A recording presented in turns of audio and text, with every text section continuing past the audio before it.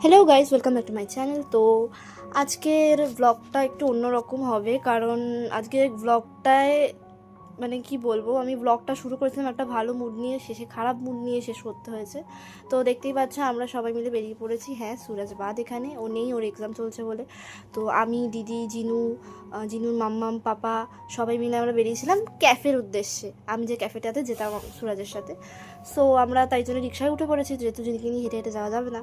তো আমরা যাচ্ছিলাম খুব ভালো মুড নিয়ে একদম, যে ক্যাফেতে যাবো, গিয়ে অনেক খাওয়া দাওয়া করবো। তো এই যে দিদি হাসছে, দিদিও হাসছে, দাদা সামনে রিক্সাওয়ালার পাশে বসেছিল, একটা রিক্সায় করে সবাই যাচ্ছিলাম। জিতু বাইরের নাজারা দেখতে দেখতে আমাদের সাথে যাচ্ছিল। ও খুব খুশি ছিল, ও ঘুরতে বেরিয়েছে অনেক দিন বাদে। তো মানে কি বলবো, এত খারাপ আমাদের দিনটা ছিল আজকে। যে ক্যাফেটা গেছি সেই ক্যাফেটা পুরো বন্ধ, মানে আর পাশে আরেকটা ক্যাফে ছিল স্টিমিং মাগ বলে। বিশ্বাস করবে না, ওই ক্যাফেটার ভিতরে নাকি কুকুর অ্যালাউ না। দুদিন আগে অবধি কুকুর অ্যালাউ ছিল। আমাদের জিনু গরমে কষ্ট পাচ্ছিল, ওখানে এসি ছিল, ওকে নিয়ে ঢুকবো ভেবেছিলাম। তো এই যে এটা সেই মেনু কার্ডটা, এই মেনু কার্ডটা দেওয়ার আমার কোনো ইচ্ছা নেই, কিন্তু যাই হোক আমি মেনু কার্ডটা দিয়েছি। হ্যাঁ, এখানে খাবার দাবার খুব ভালো, বাট এই রেস্টুরেন্টের ব্যবহার ভীষণই খারাপ। মানে একটা এত কিউট দেখতে বাচ্চাকে নাকি ওরা ঢুকতে দেবে না, কেন না লোম চলে আসবে তাই। মানে সিরিয়াসলি আমার এত মাথা গরম হয়েছিল।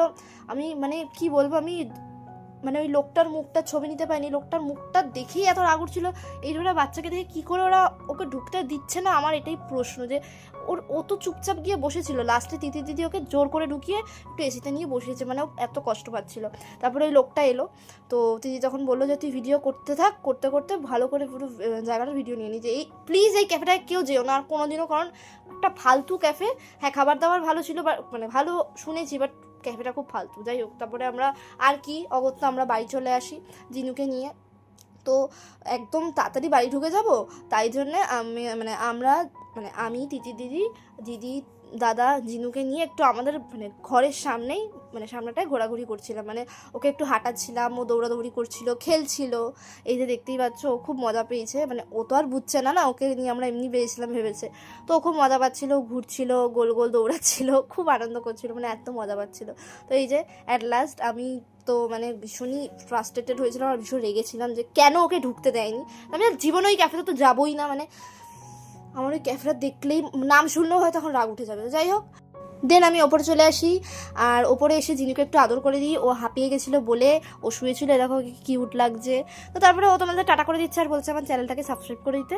তো আমার এই ভিডিওটা যদি তোমাদের ভালো লাগে, লাইক কমেন্ট শেয়ার করে দিও অ্যান্ড সাবস্ক্রাইব করে দিও। আর হ্যাঁ, ওই দোকানটায় কোনোদিনও আর যাবে না, ওই ক্যাফেটায়। ওকে ওকে গাইস, টাটা।